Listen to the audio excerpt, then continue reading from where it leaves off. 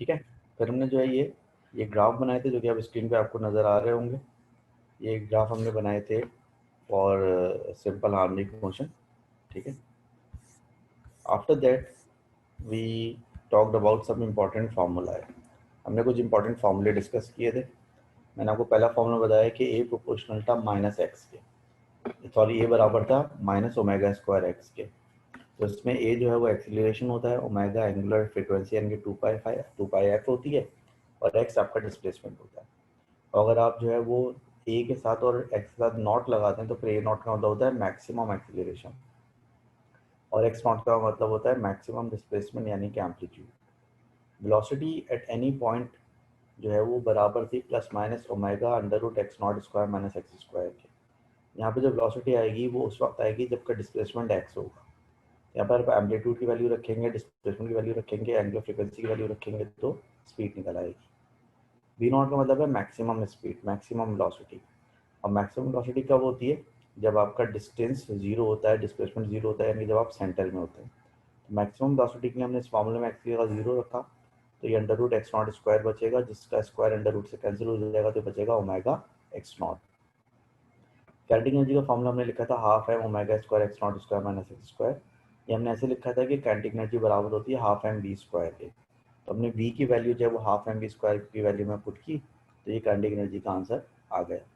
और ज़ाहिर है जहाँ पर वेलोसिटी मैक्सिमम होती है यानी कि सेंटर में, वहाँ पर काइनेटिक एनर्जी भी मैक्सिमम होगी, और वो होगी half M omega square x naught square. तो यहाँ तक हमारी बात हो गई थी। अब हमें जो है इसकी एक वर्कशीट सॉल्व करनी है, और ये वर्कशीट आपकी नज़रों के सामने स्क्रीन पर आ रही होगी।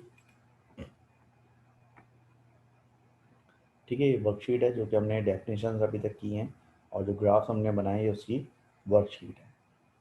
इसका पहला सवाल जो इसमें कह रहा है कि define simple harmonic motion. Simple harmonic motion की डेफिनेशन पूछ रहा है आपसे बेचारा है। तो सिंपल हार्मोनिक मोशन की डेफिनेशन मैंने आपको क्या बताई थी कि an oscillatory motion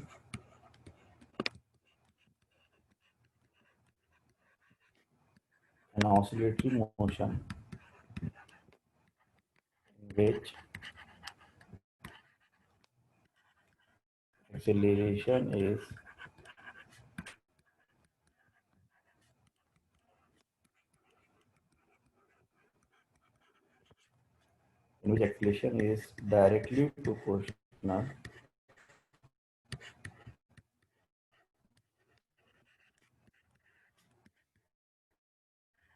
to displacement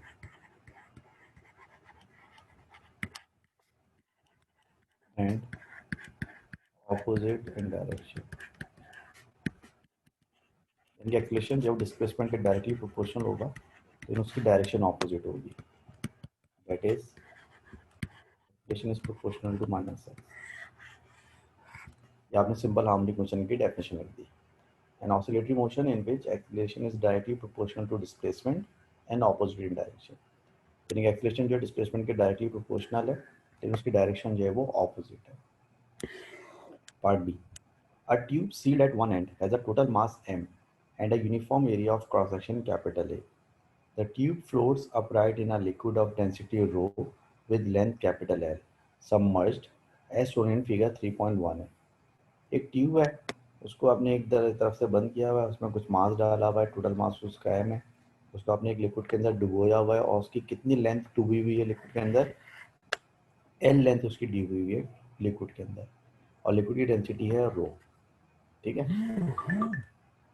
फिर ये कह रहा था tube is displaced vertically and then released, the tube oscillates vertically in the liquid.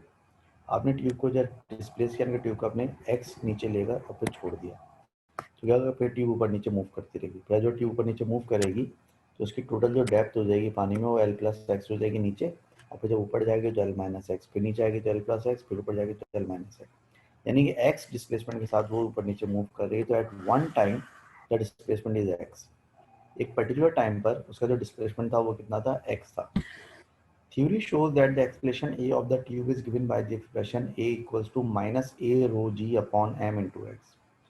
Theory ये कहती है कि इस ट्यूब का जो एक्सप्रेशन है वो बराबर है a minus a rho g upon m into x के। यहाँ पर a का मतलब है ट्यूब का area of cross section, rho का मतलब है डेंसिटी ऑफ लिक्विड, जी का मतलब जो है एक्सलेशन ऑफ फ्री फॉल, और m का मतलब है मास और x का मतलब है डिस्प्लेसमेंट। कह रहा है explain how it can be deduced, explain how it can be deduced that from the expression that the tube is moving with simple harmonic motion। यानी कि आप इस एक्सप्रेशन के जरिए किस तरह साबित कर सकते हैं कि ट्यूब जो है वो सिंपल हार्मोनिक मोशन में है। ठीक है, आपको ये बताना है कि आप किस तरह से साबित कर सकते हैं कि ये ट्यूब जो है ये सिंपल हार्मोनिक मोशन में है। अब देखें ये ट्यूब सिंपल हार्मोनिक मोशन में है या नहीं है, इसका फैसला किस तरह होगा। इसका फैसला इस तरह से होगा कि क्या ये ट्यूब दोनों जो आपकी ये ट्यूब जो है आपकी दोनों कंडीशन को पूरा उतरती है नहीं उतरती है। और दोनों कंडीशन को पूरा उतरने का मतलब ये है कि क्या यहाँ पर एक्सेलरेशन जो है माइनस एक्स के प्रोपोर्शनल है, यानी कि दोनों कंडीशन यहाँ पर आ गई ना कि ए इज प्रोपोर्शनल टू एक्स और ए इज ऑपोजिट टू एक्स क्योंकि माइनस आ रहा है। अब देखिए यहाँ पर आपको एक्सप्रेशन दी हुई है कि इसका एक्सेलरेशन बराबर है minus a rho g upon M into x, जहाँ पर आपका एरिया, डेंसिटी, जी और एम सब चीज़ें क्या हैं, तो पूरा जो फैक्टर है वो कांस्टेंट है। इस फॉर्मूले में एरिया भी कांस्टेंट है, डेंसिटी भी कांस्टेंट है, जी भी कांस्टेंट है, मास भी कांस्टेंट है। मुझे ये बताएं कि जब ट्यूब ऊपर नीचे वाइब्रेट करेगी तो क्या ट्यूब का area of cross section change होगा? जवाब है नहीं। जब ट्यूब ऊपर नीचे वाइब्रेट करेगी तो क्या डेंसिटी ऑफ लिक्विड चेंज होगी? तो इसका जवाब है नहीं। जब ट्यूब ऊपर नीचे वाइब्रेट करेगी तो क्या वैल्यू ऑफ जी चेंज होगी? इसका जवाब है नहीं। और जब ट्यूब ऊपर नीचे वाइब्रेट करेगी तो क्या ट्यूब का मास जो है वो चेंज होगा? उसका जवाब है नहीं। लिहाजा ए रॉ जी अपॉन एम पूरे का पूरा फैक्टर कांस्टेंट है। अब जब आप किसी इक्वेशन में से कांस्टेंट निकाल देते हैं तो फिर उसमें इक्वलिटी की जगह प्रोपोर्शनैलिटी का साइन आ जाता है, तो ये बचेगा A is proportional to minus X. ठीक है, तो इसका मतलब क्या हुआ? इसका मतलब ये हुआ कि it shows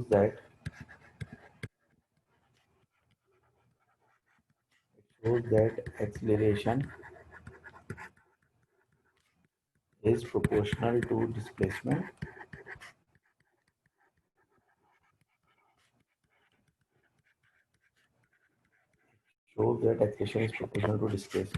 and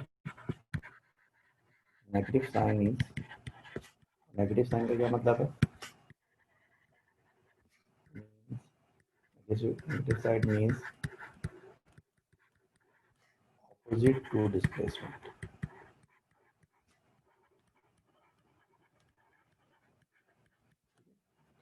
negative sign means कि this is opposite to displacement, ये डिस्प्लेसमेंट की ऑपोजिट डायरेक्शन में।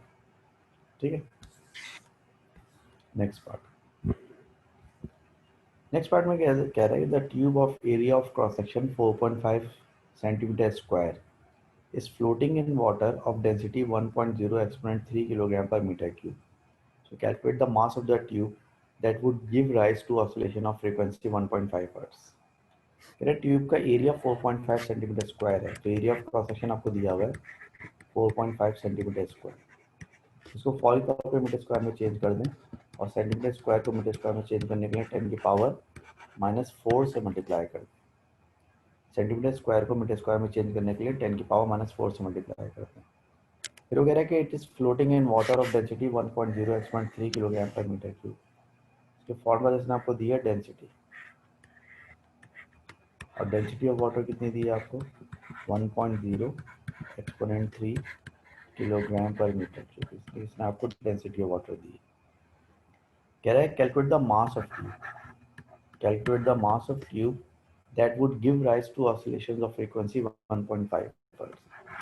वो मास बताएं जिससे आपको फ्रीक्वेंसी मिलेगी 1.5 हर्ट्ज की फ्रीक्वेंसी मिलेगी। ठीक है, अब देखिए आपके पास जो फॉर्मूला है वो ये कहता है कि ए बराबर है माइनस ए रॉ जी अपॉन एम इंटू एक्स के। फॉर्मूला ये कहता है कि ए बराबर होगा माइनस ए रॉ जी अपॉन एम इंटू एक्स के बराबर होगा। यहाँ पर मुझे ए पता चल गया, मुझे डेंसिटी पता चल गई, मुझे जी की वैल्यू पता है, मुझे मास चाहिए। लेकिन मास मुझे उस वक्त मालूम होगा जब मुझे ए भी पता चले और एक्स भी पता चले।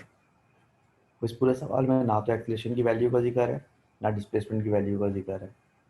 तो इसका फिर हल क्या होगा? इसका हल ये होगा कि मैं इसको general equation of simple harmonic motion से कंपेयर कर लूँगा। सिंपल हार्मोनिक की इक्वेशन क्या है कि ये बराबर होता है माइनस ओमेगा स्क्वायर एक्स के। तो चूंकि ये भी सिंपल हार्मोनिक मोशन है, ये भी सिंपल हार्मोनिक मोशन है, तो दोनों इक्वेशंस को मैं कंपेयर कर सकता हूँ। ये से कंपेयर हो जाएगा, माइनस माइनस से कंपेयर हो जाएगा, एक्स एक्स से कंपेयर हो जाएगा।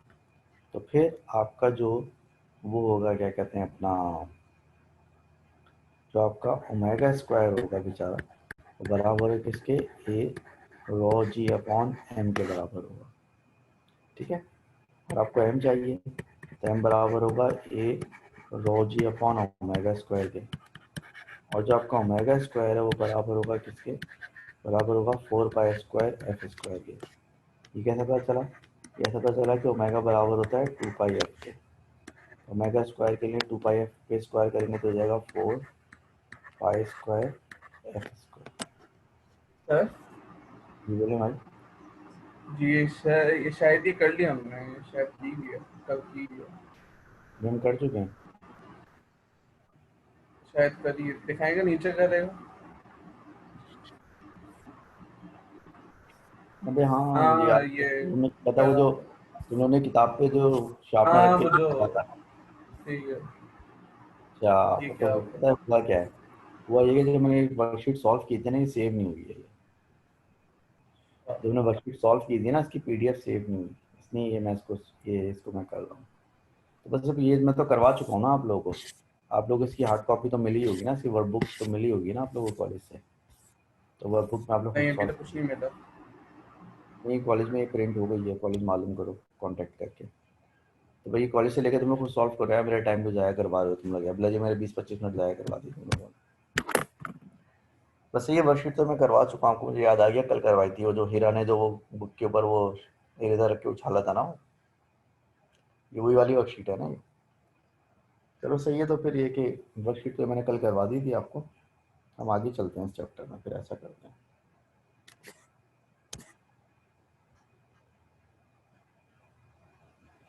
असल में कल जो है ना बड़ी गड़बड़ हुई है, कुछ मैंने काम किया है ना, वो पीडीएफ सेव नहीं हुई है उसकी, तो ये उनमें से एक गड़बड़ है।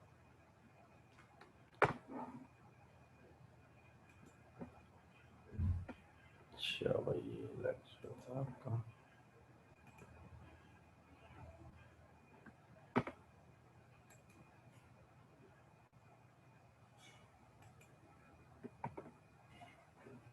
अच्छा, यहाँ तक हमारी बात हुई थी ना लेक्चर में, हमने ये फॉर्मूले लिख लिए थे। अगर आगे चलते हैं, आज माशाल्लाह से क्या तारीख है, नहीं चल से माशाल्लाह 9 तारीख है, 9वां महीना और 2020 साल है। और दिन पता नहीं कौन सा दिन मेरे पास आज हुआ है, Wednesday.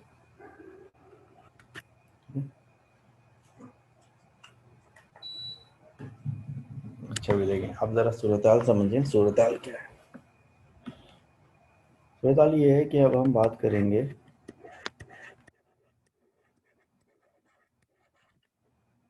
Energy during oscillatory motion. Oscillatory motion के दौरान जो है, ये बच्चे ने ड्यूरिंग लिख दें यार, एनर्जी ड्यूरिंग ऑसिलेटरी मोशन का कॉन्सेप्ट हम डिस्कस करना चाह रहे हैं। अब energy during oscillation, oscillatory motion का मतलब ये है कि जब कोई बॉडी ऑसिलेट करती है तो उसकी एनर्जी कंसिडरेशन हम करना चाह रहे हैं। फर्स्ट करें ये आपकी मेन पोजीशन है, यहाँ से वाइब्रेट करके आप यहाँ तक जाते हो, ये तक, और फिर लेफ्ट पे वाइब्रेट करके यहाँ तक जाते हो, यानी कि बी तक। हमने ये पढ़ा था कि सेंटर में काइनेटिक एनर्जी क्या होती है, काइनेटिक एनर्जी सेंटर में मैक्सिमम होती है। और पोटेंशियल एनर्जी सेंटर में क्या होती है, पोटेंशियल एनर्जी जीरो होती है। यहाँ पर काइनेटिक एनर्जी क्या होती है, जीरो होती है। पोटेंशियल यहाँ पर क्या होती है, मैक्सिमम होती है। यहाँ पर भी काइनेटिक एनर्जी जीरो होती है और यहाँ पर पोटेंशियल एनर्जी मैक्सिमम होती है। और एनर्जी में प्लस माइनस का चक्कर नहीं होता, क्योंकि एनर्जी डायरेक्ट स्केलर क्वांटिटी है। और हमारी इस चीज़ को अगर हम ग्राफ पे बना लें, ठीक है, एक्स एक्सिस पर हमने ले लिया डिस्प्लेसमेंट और वाई एक्सिस पर हमने ले ली एनर्जी। एक्स एक्सिस पे क्या ले लिया डिस्प्लेसमेंट और वाई एक्सिस पे ले ली एनर्जी। तो आपका जो ये वाला पॉइंट है, ये वाला पॉइंट आपका एम्पलीट्यूड है राइट साइड वाला, और ये पॉइंट भी आपका एम्पलीट्यूड है, और ये कौन सा एम्पलीट्यूड है, लेफ्ट साइड वाला। अब अगर मैं काइनेटिक एनर्जी का ग्राफ बनाऊं तो सेंटर में काइनेटिक एनर्जी मैक्सिमम होगी, ये आपकी मैक्सिमम काइनेटिक एनर्जी है। इस वाले किनारे पे काइनेटिक एनर्जी क्या होगी, 0। इस वाले किनारे पे काइनेटिक एनर्जी क्या होगी, 0। काइनेटिक एनर्जी का जो ग्राफ बनेगा वो कुछ इस शक्ल का बनेगा, समथिंग लाइक दिस। इस तरह से एक डोम टाइप का, एक गुंबद टाइप का एक ग्राफ बन जाएगा काइनेटिक एनर्जी का, ठीक है। ऑलराइट, तो भाई ये जो है आपका, ये आपका जो काइनेटिक एनर्जी का ग्राफ हो गया। इसको मैं मेंशन कर देता हूँ, ये किस चीज़ का ग्राफ है, ये जब मैं ग्राफ बनाया ये काइनेटिक एनर्जी का ग्राफ बनाया। अच्छा, इसी ग्राफ के ऊपर मैं पोटेंशियल एनर्जी का ग्राफ बनाऊँ अगर, तो सेंटर में पोटेंशियल एनर्जी क्या है, 0 है। और इस किनारे पे पोटेंशियल एनर्जी क्या है, इस किनारे पोटेंशियल मैक्सिमम है, मैक्सिमम मतलब है इतनी है। और इस किनारे पे पोटेंशियल एनर्जी कितनी है, मैक्सिमम, मैक्सिमम का मतलब है इतनी है। तो पोटेंशियल एनर्जी का ग्राफ बनेगा वो एग्जैक्टली इस ग्राफ का उलट बनेगा, बिल्कुल ऐसे।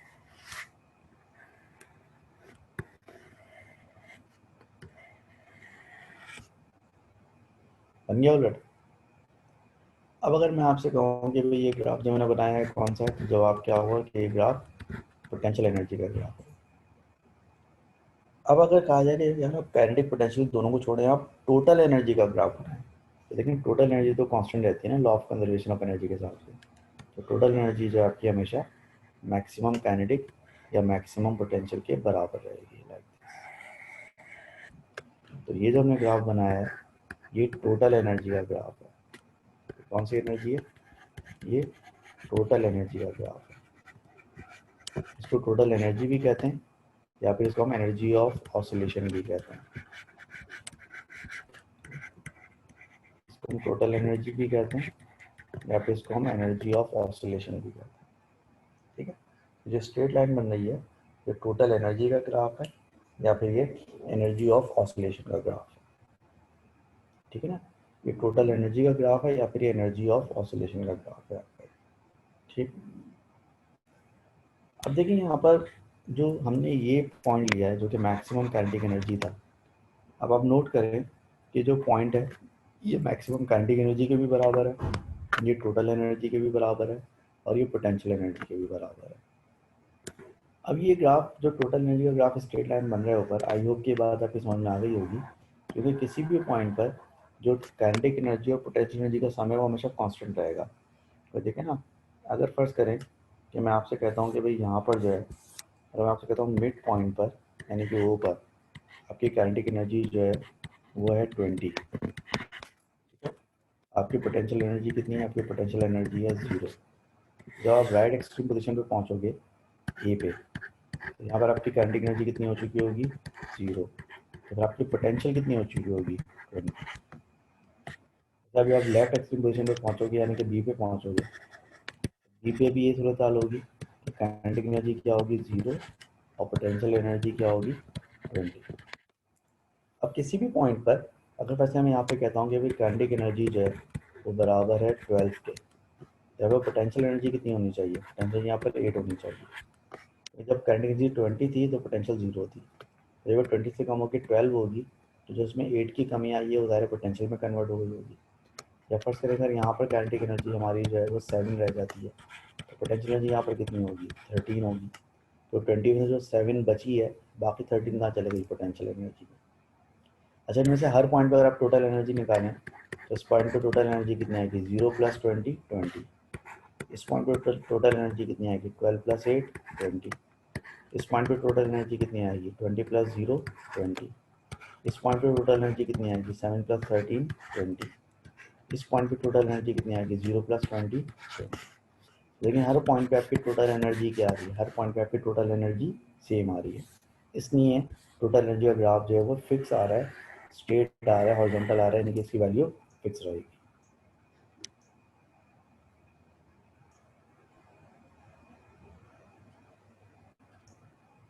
ठीक है, इसलिए हर पॉइंट पे इसकी वैल्यू जो है वो सेम आएगी। एक चीज़ और, अगर मैं आपसे कहूँ कि जो काइनेटिक एनर्जी की मैक्सिमम वैल्यू होगी वही बेसिकली टोटल एनर्जी के बराबर होगी, और वही बेसिकली मैक्सिमम पोटेंशियल एनर्जी के बराबर होगी। ज़रा देखें मैं सही कह रहा हूँ गलत कह रहा हूँ। देखिए आपकी मैक्सिमम एनर्जी मिसाल के तौर पर एग्जाम्पल में सेंटर पे थी 20, तो आपकी टोटल एनर्जी भी 20 है थ्रू आउट। और जब आपकी करंट 0 हो जाती है तो आपकी पोटेंशियल भी मैक्सिमम कितनी हो जाती है, 20 ही हो जाती है। तो आपकी जो मैक्सिमम काइनेटिक एनर्जी की वैल्यू है बेसिकली वही आपकी टोटल एनर्जी की वैल्यू होगी और वही आपकी मैक्सिमम पोटेंशियल एनर्जी की वैल्यू होगी, क्योंकि जब पोटेंशियल एनर्जी मैक्सिमम होगी तो काइनेटिक एनर्जी 0 होगी उस वक्त। ठीक है, तो लिहाजा आप कह सकते हैं कि किसी भी वक्त जब ऑब्जेक्ट ऑसिलेट कर रहा होता है तो उसकी एनर्जी ऑफ ऑसिलेशन होती है, उसकी जो एनर्जी ऑफ ऑसिलेशन होती है और टोटल एनर्जी, उसको आप टोटल एनर्जी भी कह रहे हैं, वो टोटल एनर्जी या एनर्जी ऑफ ऑसिलेशन बराबर होगी मैक्सिमम काइनेटिक एनर्जी की वैल्यू के बराबर होगी, मैक्सिमम काइनेटिक एनर्जी की वैल्यू के बराबर होगी।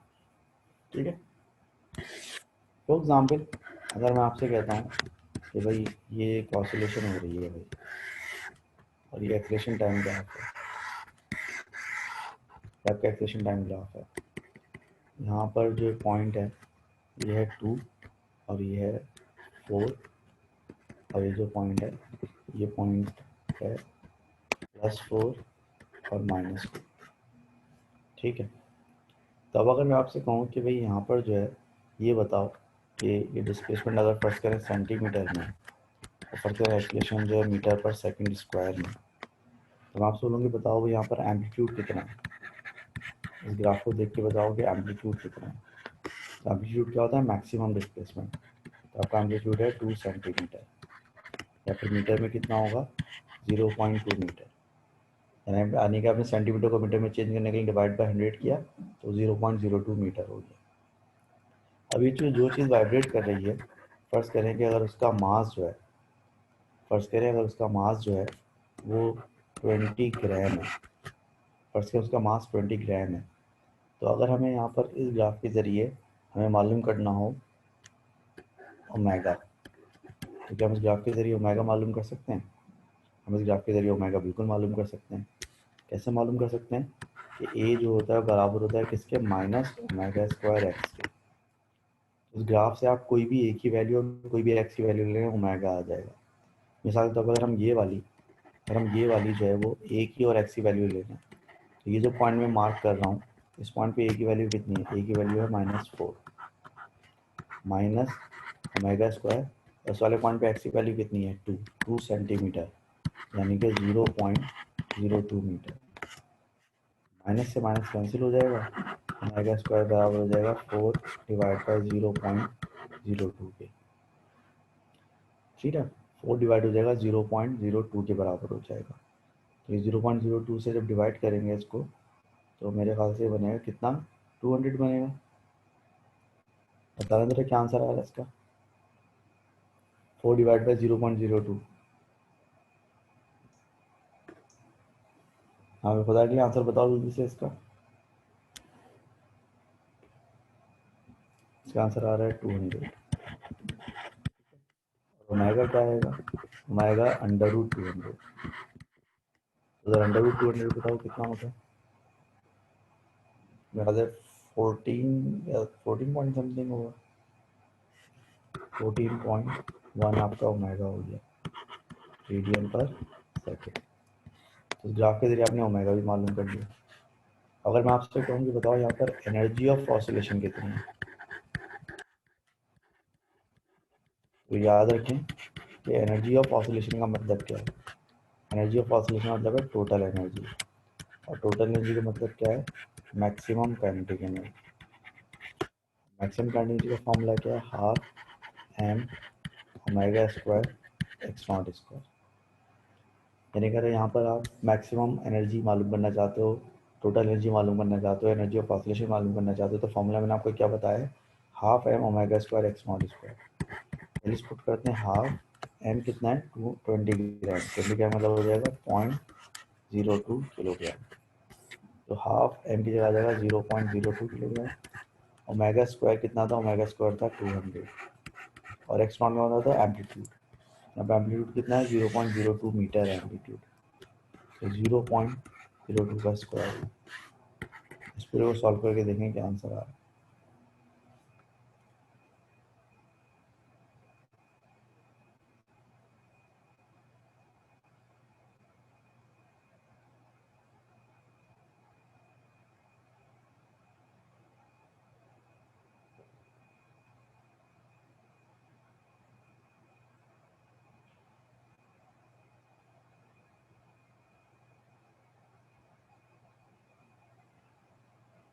हाँ, इसका आंसर बता दो खुदा के लिए क्या आ रहा है।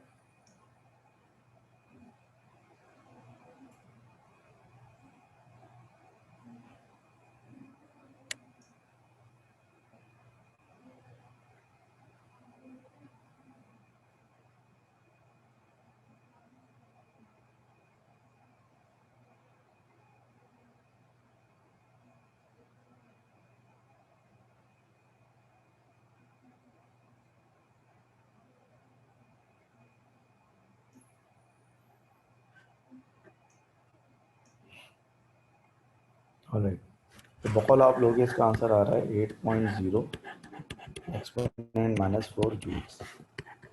आसान जबान में आप इसको कह सकते हो 80 मिली जूल्स। 80 मिली जूल्स या 0.8 मिली जूल्स, इसको आप कह सकते हो 0.8 मिली जूल्स है इसकी टोटल एनर्जी हो जाएगी, इसकी मैक्सिमम काइनेटिक एनर्जी हो जाएगी। ठीक है, तो जो एनर्जी वाला ही जो हमने चीज़ डिस्कस की है, अब जरा इसकी भी एक वर्कशीट सॉल्व कर लेते हैं।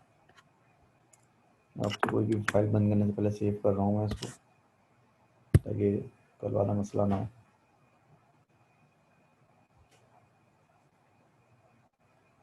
इसकी वर्कशीट मेरे ख्याल से बनेगी 7।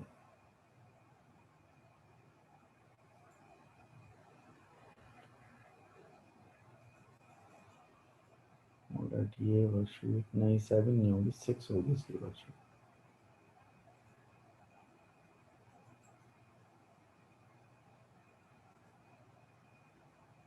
Yes, worksheet number 6।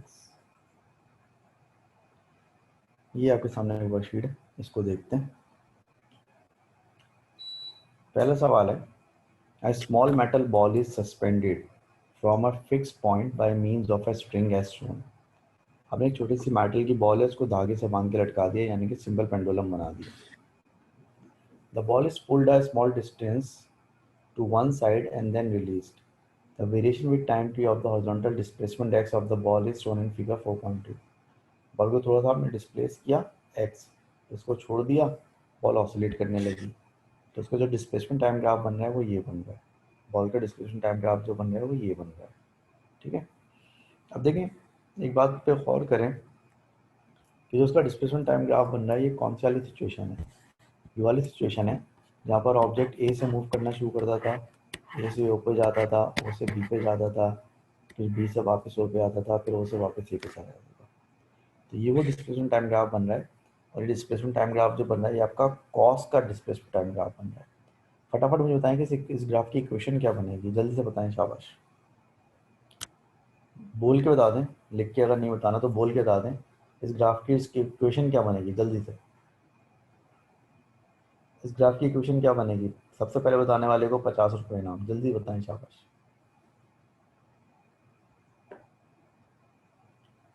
हाँ भाई, कोई तो बता दो, इतने सारे लोग बैठे हो, 50 आदमी में से कोई एक तो बता दो,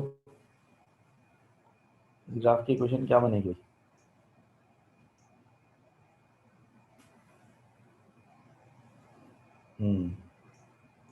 सही भाई, योशा जो है सही बोल रहा है। इस ग्राफ की जो इक्वेशन बनेगी वो कॉस वाली इक्वेशन बनेगी, पॉजिटिव कॉस वाली, और उसकी इक्वेशन बनेगी x is equal to x naught cos omega t. इस ग्राफ की इक्वेशन बनेगी x equal to x naught cos omega T.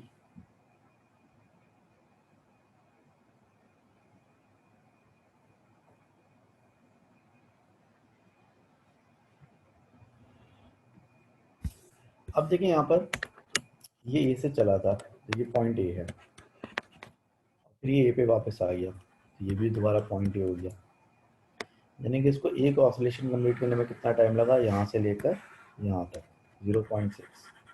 0.6 इसका पीरियड ऑफ ऑसिलेशन हो गया, यानी कि इसका टाइम पीरियड हो गया। ठीक है, अब भी कह रहे हैं motion of the ball is simple harmonic, use data from figure 4.2। To determine the horizontal acceleration of the ball for a displacement of x 2 centimetre. यानी आपको डिस्प्लेसमेंट कितना दे रहा है, ये 2 सेंटीमीटर का। 2 सेंटीमीटर का मतलब है 0.02 मीटर का। जानना क्या चाहता है, जानना चाहता है एक्सीलरेशन। एक्सीलरेशन और डिस्प्लेसमेंट का जो हमारे पास रिलेशनशिप है वो ये है कि एक्सीलरेशन बराबर होता है माइनस ओमेगा स्क्वायर एक्स के। अब इसमें एक्स आपको दिया हुआ है, ओमेगा आपको चाहिए होगा। ओमेगा कहाँ से आएगा, ओमेगा आपको याद है, ओमेगा किसके बराबर था, 2 पाई एफ के बराबर था, या फिर ओमेगा बराबर था 2 पाई अपॉन टाइम पीरियड के। और टाइम पीरियड मैंने अभी आपको निकाल के बताया कि इसका कितना है, 0.6 सेकेंड है, क्योंकि यूनिट आपको सेकेंड दी हुई है। लिहाजा आप ये वैल्यूज यहाँ पे पुट कर सकते हैं। एक्सप्रेशन बराबर होगा माइनस 2 पाई अपॉन टी, अगर यहाँ पुट करूँगा तो हो जाएगा 4 pi square upon T square into x. Expression बराबर होगा किसके, minus 4 pi square divide by time square 0.6 का स्क्वायर और डिस्प्लेसमेंट स्क्वायर 0.02। ज़रा देखें क्या आंसर आ रहा है इसका, जल्दी से बताएं।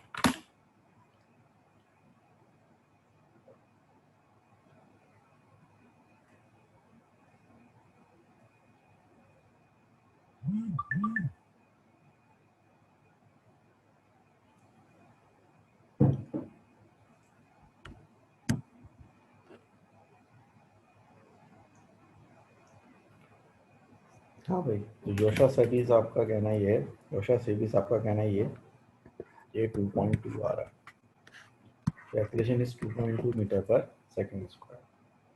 हाँ, माइनस भी लिख सकते हैं आप सब, क्योंकि अगर डिस्प्लेसमेंट प्लस में होगा तो एक्सीलरेशन माइनस में होगा, वो कोई फर्क नहीं पड़ता। बस वो ज़ाहिर प्लस माइनस का मतलब तो सिर्फ ये होता है ना कि एक्सीलरेशन और डिस्प्लेसमेंट ऑपोजिट है। तो लिहाजा आप माइनस 2.2 लिख दें या 2.2 लिख दें, दोनों चलेगा, दोनों सही है। ठीक है, ऑल राइट, आगे चलते हैं। क्या है, maximum kinetic energy of the ball is E K. Maximum kinetic energy जो है वो ई के है भाई। ठीक है, तो मैक्सिमम काइनेटिक एनर्जी आपकी जो है वो ई के है, और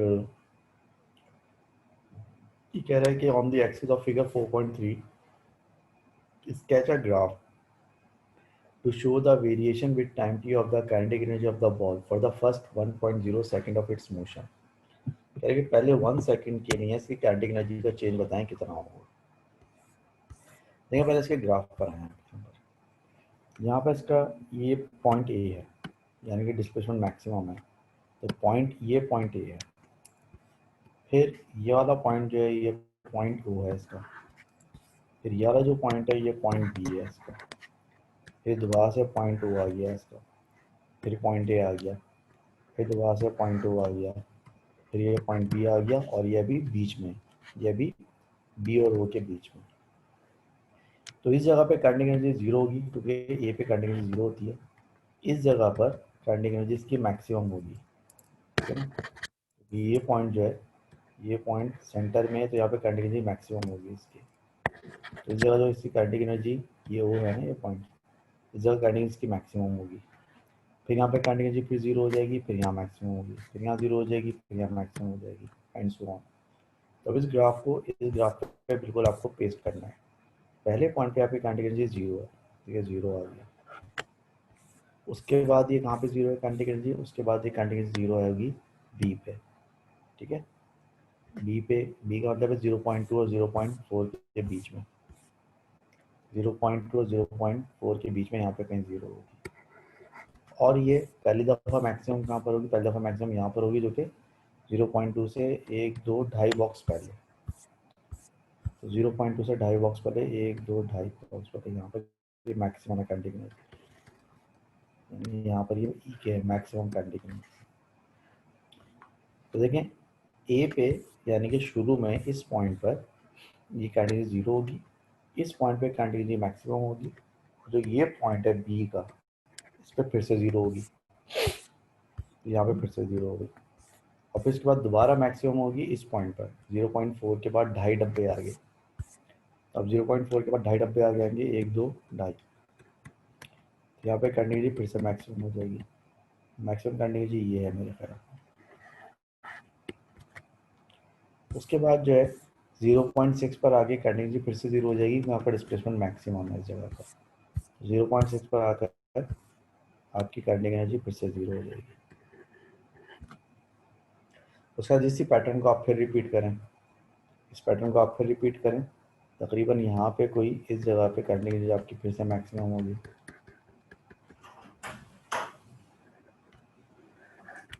ठीक है, फिर से काइनेटिक एनर्जी मैक्सिमम हो गई। फिर आगे चलेंगे तो तकरीबन को इस पैटर्न पे जाकर इस जगह फिर से 0 हो जाएगी, और उसके बाद ये फिर से बढ़ रही होगी, लेकिन वो अगला पॉइंट आ नहीं पाएगा, 1 सेकंड के बाद आएगा।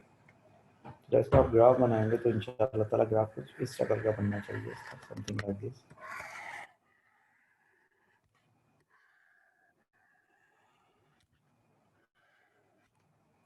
ये ग्राफ मैंने यहाँ पे छोड़ दिया क्योंकि आगे 1 सेकंड के बाद का हमारे पास अभी डाटा नहीं है। सही है भाई, तो कुछ समझ में आई बात। इस तरह से बेचारा काइनेटिक एनर्जी का ग्राफ बन जाएगा। पर देखिए याद रखें, जहाँ जहाँ डिस्प्लेसमेंट 0 है वहाँ वहाँ काइनेटिक एनर्जी मैक्सिमम होगी, और जहाँ जहाँ डिस्प्लेसमेंट टाइम ग्राफ में डिस्प्लेसमेंट मैक्सिमम है वहाँ पे काइनेटिक एनर्जी 0 होगी आपका। ये बात हम कई दफ़ा डिस्कस कर चुके हैं। अगले सवाल में कह रहा है a student investigates the energy changes of a mass oscillating on a vertical spring as shown in figure 4.1.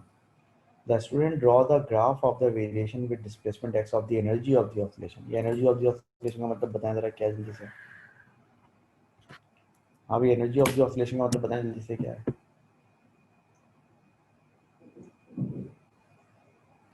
बोलो भाई, energy of the oscillation का क्या मतलब है, जल्दी बोलो।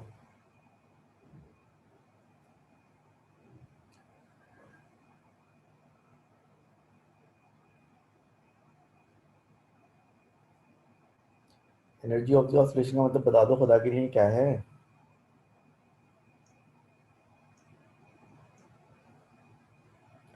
यस, अभी मैंने आपको बताया था कि एनर्जी ऑफ द ऑसिलेशन का मतलब है टोटल एनर्जी, टोटल एनर्जी या फिर maximum kinetic energy. Maximum kinetic energy, maximum potential energy, total energy या एनर्जी ऑफ ऑसिलेशन, सबका एक ही मतलब है। अब ये आपको मैक्सिमम काइनेटिक एनर्जी नजर आ रही है, यानी कि एनर्जी ऑफ ऑसिलेशन आपको नजर आ रही है यहाँ पर। State whether the energy represent the total energy, potential energy और काइनेटिक एनर्जी। ये ग्राफ काइनेटिक एनर्जी का ग्राफ है, पोटेंशियल एनर्जी का ग्राफ है, या टोटल एनर्जी का ग्राफ है, जल्दी बताएं। ये ग्राफ काइनेटिक एनर्जी का ग्राफ है, पोटेंशियल एनर्जी का ग्राफ है, या टोटल एनर्जी का ग्राफ है।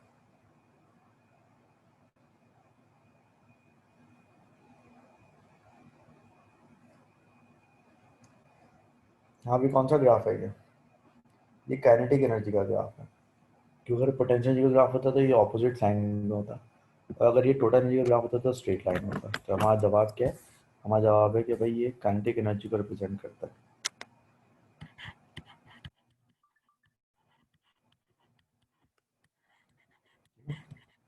हमारा जवाब ये है कि काइनेटिक एनर्जी को रिप्रेजेंट करता है। ठीक है, the student repeats the investigation but with a smaller amplitude. The maximum value of E is now found to be 1.8 millijoules. Use figure 4.2 to determine the change in amplitude. Explain your working. देखें, अभी जो उसका maximum energy आ रही है वो ये आ रही है, कितनी बनेगी ये बनेगी जनाब कोई 2.1, 2.2 और 2.3 और 2.4, 2.4 मिली जूल है अभी इसकी काइनेटिक एनर्जी। अभी जो इसकी मैक्सिमम काइनेटिक एनर्जी है वो कितनी है, अभी जो इसकी मैक्सिमम काइनेटिक एनर्जी है वो है 2.4 मिली जूल है। ये टोटल एनर्जी इसकी 2.4 मिली जूल है, या मैक्सिमम काइनेटिक एनर्जी इसकी 2.4 मिली जूल है। कह रहे कि हमने इसकी अब नई एनर्जी जो 1.8 मिली जूल है, तो हमने इसकी फ्रीक्वेंसी को चेंज नहीं किया, लेकिन हमने इसके जो है एम्पलीट्यूड को कम कर दिया। तो बताएं कि इसका एम्पलीट्यूड में चेंज कितना है। फर्स्ट करें, पहले जो इसकी काइनेटिक एनर्जी है, पहले जो इसकी मैक्सिमम काइनेटिक एनर्जी है उसको हम कह देते हैं 1, कितनी है 2.4 मिली जूल। इसकी दूसरी वाली काइनेटिक एनर्जी है उसको हम कहते हैं काइनेटिक एनर्जी मैक्सिमम, बराबर है 1.8 मिली जूल के बराबर। जो मैक्सिमम काइनेटिक एनर्जी का फॉर्मूला होता था वो क्या होता था? मैक्सिमम काइनेटिक का फॉर्मूला होता था half an omega square x naught square. यहाँ पर भी मैक्सिमम काइनेटिक एनर्जी का फॉर्मूला क्या होगा? यहाँ भी मैक्सिमम काइनेटिक का फॉर्मूला होगा half an omega square x naught square. अब दोनों सिचुएशंस में ना तो हाफ की वैल्यू चेंज होगी, ना मास चेंज होगा, ना ओमेगा चेंज होगा, एम्पलीट्यूड चेंज हो रहा है। यहाँ पर इस एम्पलीट्यूड के साथ 1 आ जाएगा, इस एम्पलीट्यूड के साथ 2 आ जाएगा। अब अगर आप दोनों इक्वेशंस को डिवाइड कर लें आपस में, यानी कि मैक्सिमम काइनेटिक एनर्जी पहली वाली को डिवाइड कर लें आप मैक्सिमम काइनेटिक एनर्जी बाद वाली से, तो आपको half M omega square naught 1 square को डिवाइड करना पड़ेगा किससे? Half M omega square x naught 2 square से। हाफ से हाफ कैंसिल, एम से एम कैंसिल, ओमेगा से ओमेगा कैंसिल। तो आपकी जो पहली काइनेटिक एनर्जी थी वो किसके बराबर थी? आपकी पहली काइनेटिक एनर्जी बराबर थी 2.4 मिली जूल्स के। आपकी बाद वाली काइनेटिक एनर्जी बराबर हो गई 1.8 मिली जूल्स के। अब आप ग्राफ से देखेंगे पहले आपका एम्पलीट्यूड कितना था? ये आपका एम्पलीट्यूड है 1.5। मैक्सिमम डिस्प्लेसमेंट आपका एम्पलीट्यूड कहलाता है ना 1.5। पहला जो आपका एम्पलीट्यूड था वो 1.5 था, उसका स्क्वायर आ गया। जो आपका नया वाला एम्पलीट्यूड है एक्स नॉट 2 का स्क्वायर, वो आपको मालूम करना है। जब आपका नया वाला जो एम्पलीट्यूड है एक्स नॉट 2, उसको इधर आप ले जाएंगे तो बराबर होगा किसके? 1.5 का square multiply by 1.8 divide by 2.4। और इसका आपको करना पड़ेगा स्क्वायर रूट, क्योंकि आपको एक्स नॉट स्क्वायर नहीं चाहिए, एक्स नॉट चाहिए। तो इसका आंसर बताएं ज़रा क्या आ रहा है मुझे? 1.5 का स्क्वायर इंटू 1.8 डिवाइड बाई 2.4। जल्दी बताएं आंसर क्या आ रहा है?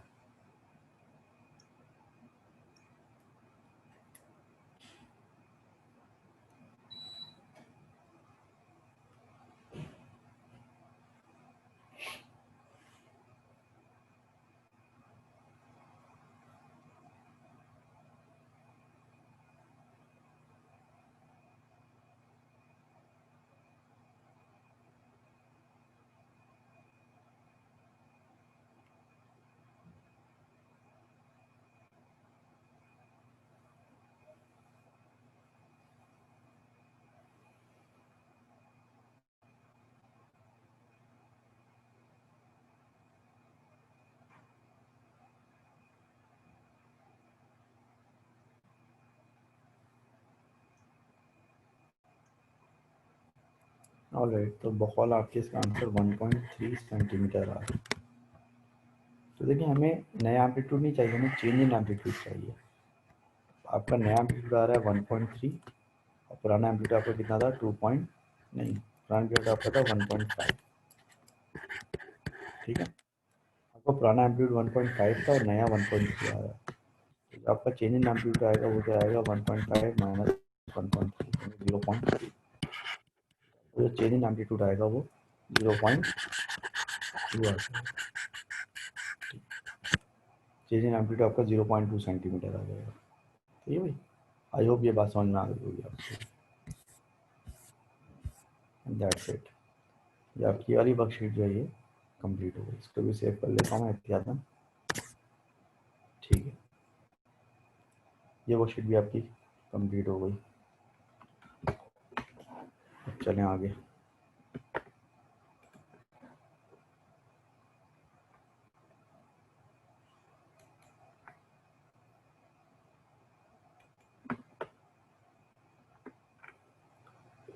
अब आगे बात करते हैं मजीद।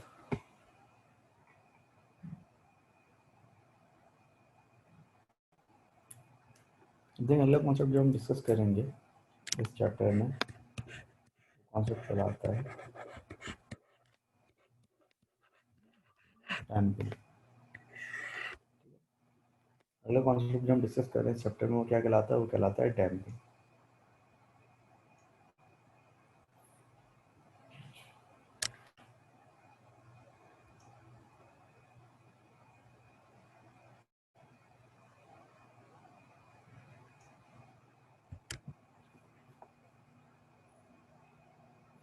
ठीक है, डैम्पिंग की पहले डेफिनेशन लिख देता हूँ, फिर इसको मैं एक्सप्लेन कर देता हूँ।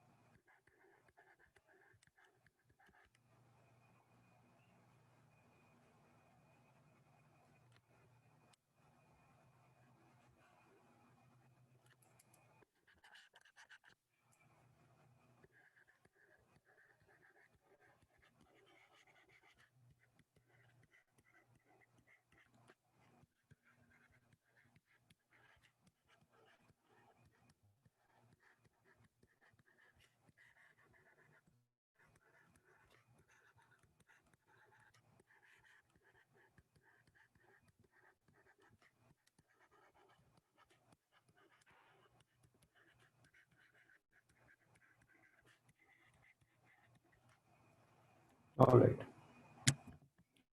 डैम्पिंग का मतलब मैंने क्या लिखा, डैम्पिंग का मतलब मैंने लिखा, डैम्पिंग का मतलब है gradual decrease in amplitude as energy is lost due to resistive forces like friction, air resistance etcetera. देखिए बहुत सिंपल सी बात है, जब कोई चीज़ ऑसिलेट कर रही होती है तो आहिस्ता आहिस्ता वो स्लो होती रहती है, उसके ऑसिलेशन का एम्पलीट्यूड कम होता रहता है और आखिर में वो रुक जाती है। अगर आप एक सिंपल मेडल को हल्का सा मूव करें, वो मूव करेगा, करता रहेगा, आहिस्ता आहिस्ता स्लो होता रहेगा, आहिस्ता आहिस्ता उसका एम्पलीट्यूड कम होता रहेगा और आखिर में वो जाके रुक जाएगा। आप जो है किसी को झूले पे बिठाएं, उसको धक्का दे के झूला झुलाएं, वो स्विंग होता है ना, झूला झूलते हैं, तो आप धक्का मारें और दूर जाएगा, फिर वापस आएगा, फिर आगे जाएगा, फिर वापस आएगा, आहिस्ता आहिस्ता उसका एम्पलीट्यूड कम होता रहेगा, झूला स्लो होता रहेगा और एक वक्त ऐसा आएगा कि वो रुक जाएगा। तो बेसिकली ये क्या हो रहा है, ये हो रहा है कि जब आप उस झूला झुलाते हैं, जब आप पेंडुलम को मूव कराते हैं, तो कुछ रेजिस्टिव फोर्सेस होती हैं, जैसे कि फ्रिक्शन हो गई या एयर रेजिस्टेंस हो गई।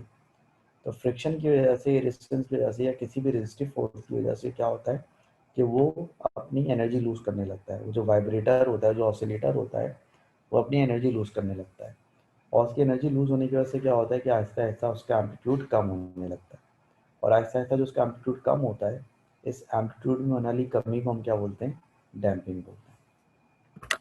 ये बिल्कुल इस तरह से है कि फर्स्ट करें कि अगर मैं एक ऑसिलेट करने वाले ऑब्जेक्ट का जो है डिस्प्लेसमेंट टाइम ग्राफ बनाऊँ, तो फर्स्ट करें कि उसका डिस्प्लेसमेंट टाइम ग्राफ जो है वो ऐसा बनता है। तो डिस्प्लेसमेंट टाइम ग्राफ ऐसा बनता है। तो ये जो चीज़ है, जो पीक वैल्यू, ये क्या चीज़ है, इसका एम्पलीट्यूड है। लेकिन यहाँ पे डैम्पिंग हो रही होगी ना, तो फिर ये ग्राफ ऐसा बनेगा। अगर यहाँ पर डैम्पिंग हो रही होगी ना, तो फिर ये ग्राफ ऐसा बनेगा। ये ग्राफ ऐसा बनने का क्या मतलब है, ग्राफ बनने का मतलब ये है कि इसका एम्पलीट्यूड ऐसा ऐसा कम हो रहा है। तो ये जो ग्राफ है, ये आ गया, चोरी की विंडोज यूज करेंगे तो यही होगा भाई।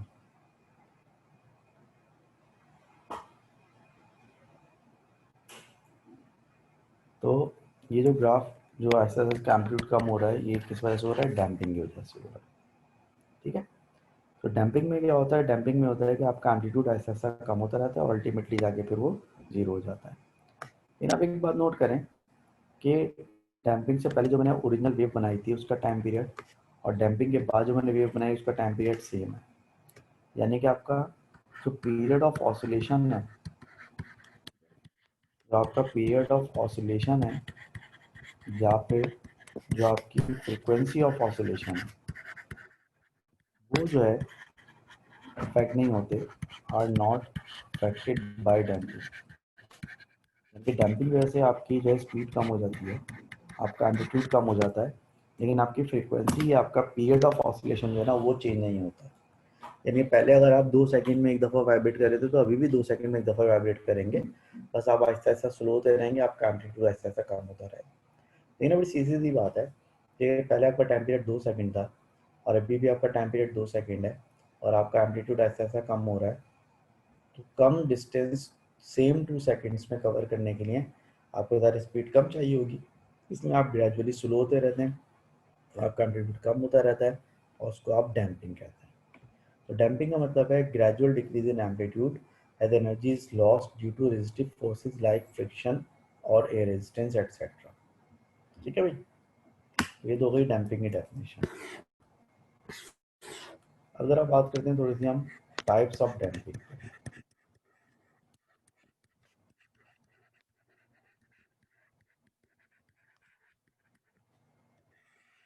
अब हम बात करेंगे थोड़ी सी टाइप्स ऑफ डैम्पिंग।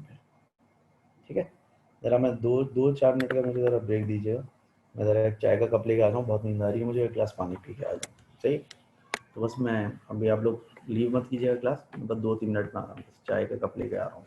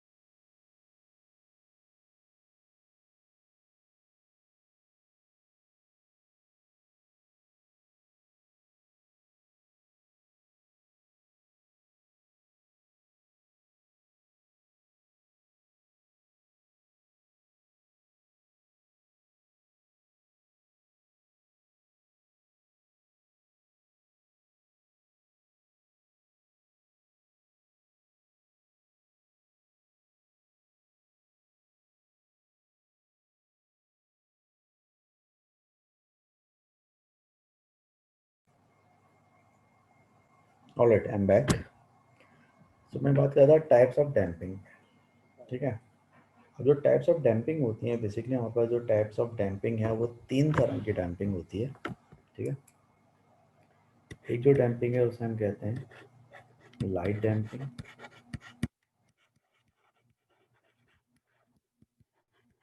ठीक है। एक जो डैम्पिंग है उसे हम कहते हैं हैवी डैम्पिंग,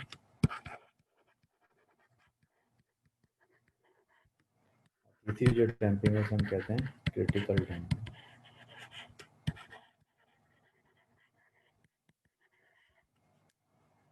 ठीक है।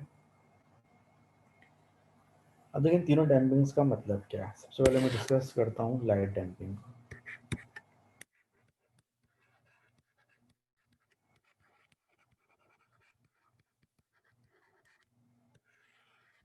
लाइट डैम्पिंग का मतलब ये होता है कि जो ऑब्जेक्ट होता है, लाइट डैम्पिंग में ऑब्जेक्ट जो होता है वो ऑसिलेट करता है कई दफ़ा। Object oscillates many times before coming to rest।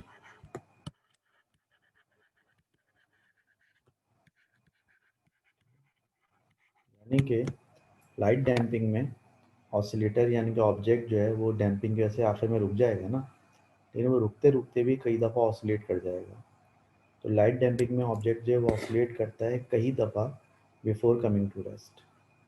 यानी कि मैं इसका ग्राफ बनाऊँ डिस्प्लेसमेंट टाइम ग्राफ, तो इसका डिस्प्लेसमेंट टाइम ग्राफ कैसे बनेगा, डिस्प्लेसमेंट टाइम ग्राफ कैसे बनेगा, यानी कि पहले इसका एम्पलीट्यूड इतना था, इसका एम्पलीट्यूड कम होकर इतना हो गया, इसका एम्पलीट्यूड और कम हो गया इतना हो गया, एम्पलीट्यूड और कम हो गया, और फाइनली क्या होगा, फाइनली फिर ये ऑब्जेक्ट जाके रुक जाएगा। देखिए ये रुकते रुकते भी कई दफ़ा ऑसिलेट कर जाएगा। तो ये लाइट डैम्पिंग की एक ग्राफ की फिगर है। दूसरा जो है वो आपका कहलाता है heavy damping.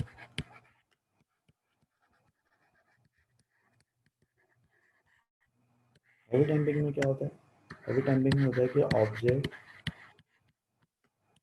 Does not oscillate many times before coming to rest। यानी कि हैवी डैम्पिंग में ऑब्जेक्ट जो है रुकने से पहले कई दफ़ा ऑसिलेट नहीं करता बिफोर कमिंग टू रेस्ट, ठीक है। यानी कि इसमें इस डैम्पिंग में क्या होगा कि ऑब्जेक्ट का एम्पलीट्यूड था ऐसा ऐसा कम होते होते क्या हो जाएगा, जीरो हो गया, ये ऑब्जेक्ट रुक गया। लेकिन देखें इसने एक दफ़ा भी ऑसिलेट नहीं किया रुकने से पहले। हैवी डैम्पिंग में क्या होता है कि ऑब्जेक्ट बस रुक जाता है, उसकी एनर्जी लूज हो जाती है और वो ऑसिलेट नहीं कर पाता कई दफ़ा, लाइक लाइट डैम्पिंग। और जो तीसरी डैम्पिंग है वो क्या कहलाती है, वो कहलाती है क्रिटिकल डैम्पिंग। तीसरी जो डैम्पिंग है वो क्या कहलाती है, वो कहलाती है क्रिटिकल डैम्पिंग। क्रिटिकल डैम्पिंग में क्या होता है, क्रिटिकल डैम्पिंग में होता है कि object comes to rest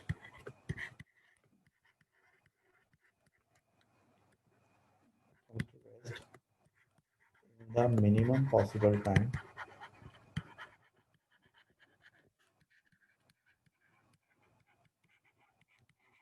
the minimum possible time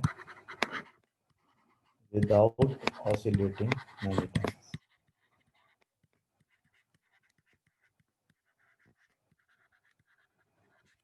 without oscillating many times। यानी कि क्रिटिकल डैम्पिंग में जो ऑब्जेक्ट ऑसिलेट किए बगैर रुक जाता है लेकिन फौरन रुकता है, मिनिमम पॉसिबल टाइम में रुकता है। यानी अगर मैं इसका डिस्प्लेसमेंट टाइम ग्राफ बनाऊंगा तो वो ये इसका एम्पलीट्यूड है और ये इसका ग्राफ। लेकिन इस वाले ग्राफ में इस वाले ग्राफ में क्या फ़र्क है, इसमें भी ये ऑसिलेशन कंप्लीट किए बगैर जो रुक रहा था, ये भी ऑसिलेशन कंप्लीट किया बगैर रुक रहा है। लेकिन फ़र्क ये है कि ये रुकने में थोड़ा टाइम ले रहा है जबकि ये इमीडिएटली रुक रहा है थोड़ा, ठीक है। अब मैं आपको इन तीनों के एग्जांपल्स दूंगा तो आपको बात समझ में आएगी। फर्स्ट करेंगे सिंपल पेंडुलम।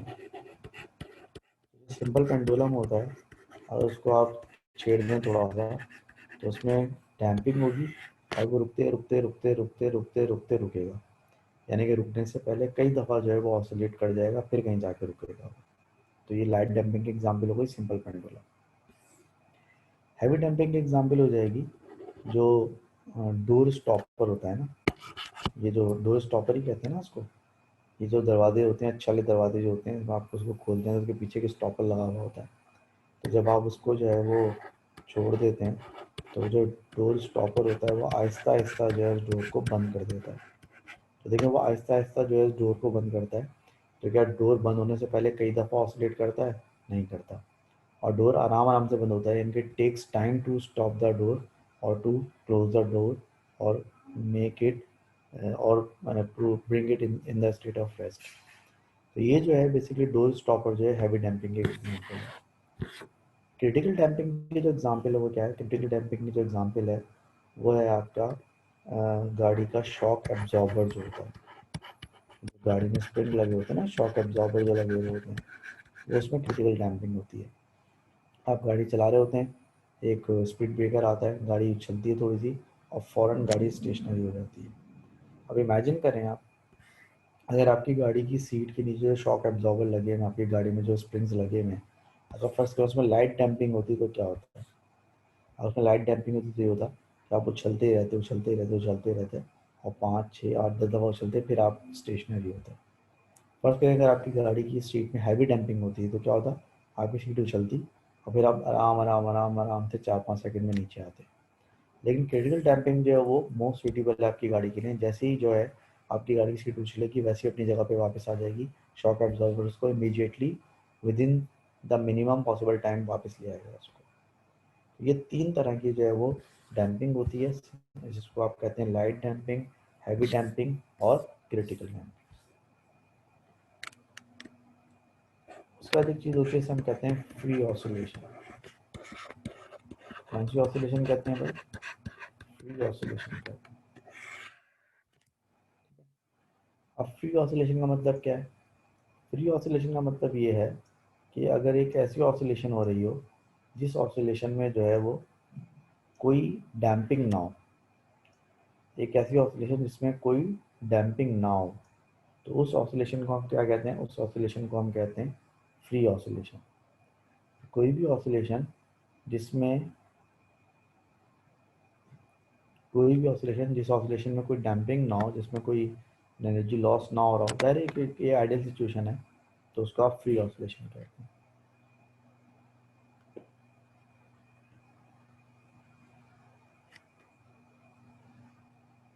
ठीक है, तो फ्री ऑसिलेशन मतलब है कि एन ऑसिलेशन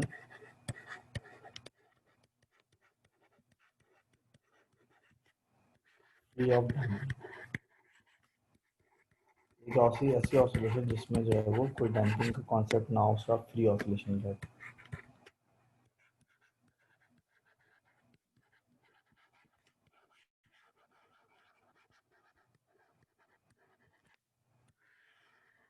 जो अगला कॉन्सेप्ट है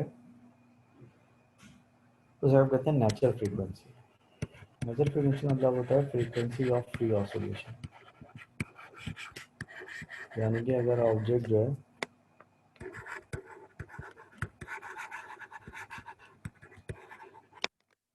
यानी अगर ऑब्जेक्ट फ्रीली ऑसिलेट कर रहा हो, यानी उसमें बगैर किसी डैम्पिंग के अगर वो ऑसिलेट कर रहा हो, तो उस वक्त जो उसकी फ्रीक्वेंसी होगी वो क्या कहलाती है? नेचुरल फ्रीक्वेंसी कहलाती है।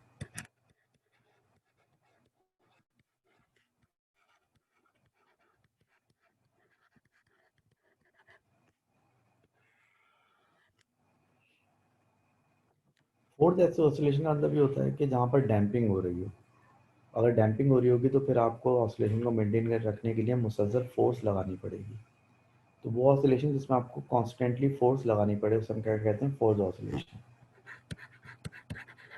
तो when an object is made to oscillate,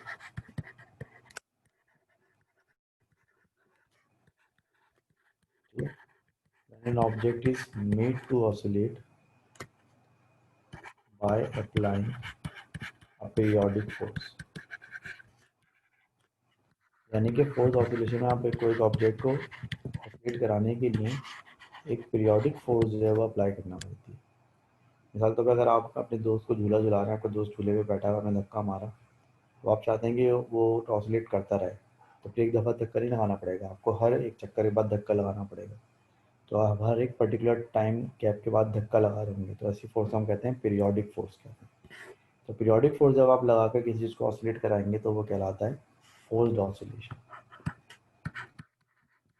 अगला कॉन्सेप्ट है वो कहलाता है forced frequency.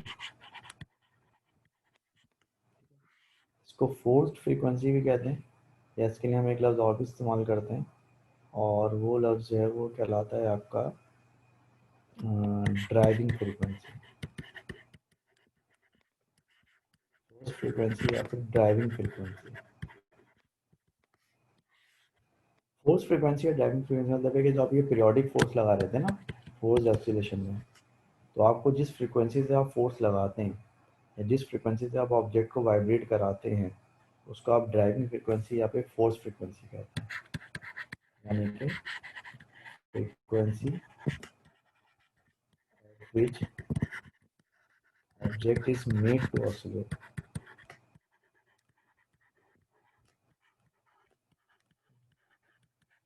frequency at which object is made to oscillate, या फिर इसको आप ये भी कह सकते हैं frequency at which periodic force is applied। वो फ्रीक्वेंसी जिस फ्रीक्वेंसी से आप एक पीरियोडिक फोर्स अप्लाई करते हैं या आप जो है वो एक ऑब्जेक्ट को ऑसिलेट कराते हैं, उस फ्रीक्वेंसी को आप फोर्स फ्रीक्वेंसी या ड्राइविंग फ्रीक्वेंसी कहते हैं।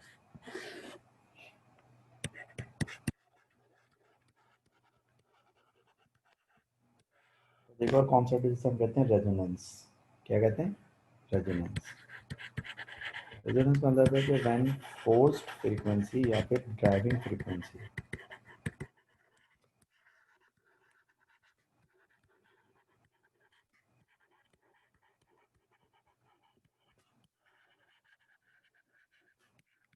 is equal to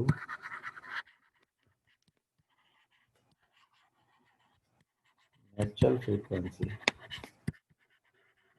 then object oscillates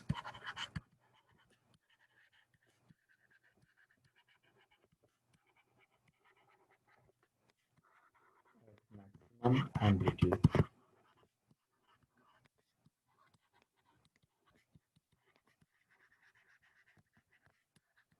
This is called resonance। ठीक है, तो रेजोनेंस का मतलब क्या है? रेजोनेंस मतलब है कि जब आपकी ड्राइविंग फ्रीक्वेंसी या फोर्स फ्रीक्वेंसी जो है वो नेचुरल फ्रीक्वेंसी के बराबर हो जाए तो ऑब्जेक्ट जो है वो मैक्सिमम एम्पलीट्यूड पे वाइब्रेट करता है, और इस फिनोमेना को हम क्या कहते हैं? इस फिनोमेना को हम कहते हैं रेजोनेंस कहते हैं। इसका मतलब ये है कि जब आप एक ऑब्जेक्ट को फोर्स्ड ऑसिलेट कराते हैं, यानी उसको धक्का देके ऑसिलेट कराते हैं, तो आपकी जो फोर्स फ्रीक्वेंसी है, ड्राइविंग फ्रीक्वेंसी ना, पर डिपेंड करेगा कि एम्पलीट्यूड कितना होगा। अगर आपको कभी किसी को धक्का देकर झूला झुलाने का तजर्बा हुआ हो तो आपने नोट किया होगा कि जब आप इसको झूला झुला रहे होते हैं तो उसको धक्का मारते हैं, झूला आगे जाता है, फिर वापस आता है, तो एक पर्टिकुलर मूवमेंट आती है, उस पर्टिकुलर मूवमेंट में आप धक्का मारेंगे ना अगर, तो वो मैक्सिमम दूर जाएगा। और आप उस पर्टिकुलर मूवमेंट से पहले धक्का लगा देंगे या उस पर्टिकुलर मूवमेंट के बाद धक्का लगाएंगे तो फिर वो इतना एम्पलीट्यूड पे नहीं जाएगा। तो ज़्यादा जो आप फोर्स फ्रीक्वेंसी जो अप्लाई कर रहे हैं वो अगर एक पर्टिकुलर वैल्यू जिसको आप नेचुरल फ्रीक्वेंसी कहते हैं अगर उसके बराबर हो तो एम्पलीट्यूड आपको मैक्सिमम मिलता है। अदरवाइज उससे ज़्यादा फ्रीक्वेंसी तक का लगाएंगे तो भी एम्पलीट्यूड कम हो जाएगा, उससे कम फ्रीक्वेंसी तक का लगाएंगे तो भी एम्पलीट्यूड कम हो जाएगा। मतलब कहने का ये है कि अगर मैं एक्स एक्सिस पे फ्रीक्वेंसी लेता हूँ और वाई एक्सिस पे एम्पलीट्यूड लेता हूँ, ये फ्रीक्वेंसी कौन सी है? ये है ड्राइविंग फ्रीक्वेंसी, क्योंकि जिस फ्रीक्वेंसी से मैं धक्का लगाऊंगा तो हर पर्टिकुलर फ्रीक्वेंसी पर आपका जो है क्या होगा, हर पर्टिकुलर फ्रीक्वेंसी पर आपका एक एम्पलीट्यूड आएगा। ठीक है, तो ये हमने डिफरेंट फ्रीक्वेंसीज पर एम्पलीट्यूड लिया, उसका ग्राफ इस तरह से बनेगा। लेकिन आप देख रहे हैं कि जो सबसे ज़्यादा एम्पलीट्यूड आ रहा है वो इस पॉइंट पर आ रहा है, ये आपका मैक्सिमम एम्पलीट्यूड आ रहा है।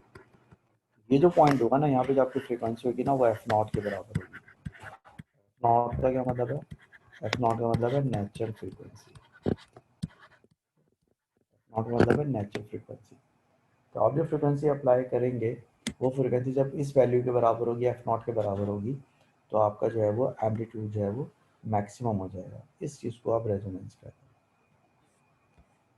अब होता क्या है कि जब रेजोनेंस हो रही होती है और ऑब्जेक्ट जो है वो अपने मैक्सिमम एम्पलीट्यूड पर जो है मूव कर रहा होता है, तो अगर वहाँ पर डैम्पिंग हो जाए तो डैम्पिंग से क्या फ़र्क पड़ेगा? डैम्पिंग से फ़र्क पड़ेगा ये फ़र्क करें कि आपका ये फ्रीक्वेंसी का एम्पलीट्यूड का ग्राफ इस तरह से करके बना था, like this, something like this, ऐसे बन रहा था। और ये क्या था? ये आपकी नेचुरल फ्रीक्वेंसी थी एफ नॉट, जहाँ पर एवरेज मैक्सिमम आता है, रेजोनेंस होती है। अब अगर यहाँ पर डैम्पिंग हो जाए तो डैम्पिंग होने से क्या हुआ? डैम्पिंग होने से हुआ कि आपका जो ग्राफ है ना, इसकी पीक थोड़ी सी फ्लैटेंड हो जाएगी। क्या हो जाएगी? पीक थोड़ी सी फ्लैटेंड हो जाएगी इसकी। देखिए पहले पीक इसकी थोड़ी नैरो थी, अब थोड़ी सी चपटी हो जाएगी, और चपटी होने के साथ पीक थोड़ी सी लेफ्ट पे शिफ्ट हो जाएगी इसकी। पीक थोड़ी चपटी हो जाएगी और थोड़ी लेफ्ट पे शिफ्ट हो जाएगी इसकी। तो डैम्पिंग से ये फ़र्क पड़ता है रेजोनेंस के फिनोमेना पर। ठीक है, तो बस इसको आज यहाँ तक रखते हैं। बाकी ये कि जो मैंने लास्ट में जो आपको कुछ जो आइडियाज़ दिए हैं, ये मैं दोबारा कल रिपीट करूँगा एक दफ़ा, ताकि आपको रिकॉल हो जाए, और फिर इसके हम एक वर्कशीट सॉल्व करेंगे, तो इंशाल्लाह ताला फिर ये चैप्टर ख़त्म हो जाएगा। मेरे ख्याल से अब आपकी कल और परसों तो क्लास नहीं है शायद, सही कह रहा हूँ ना मैं? अब आप लोग की जो अगली क्लास होगी वो मेरे ख्याल से मंडे को ही होगी शायद। अब मंडे को होगी ना अगली क्लास आप लोगों की?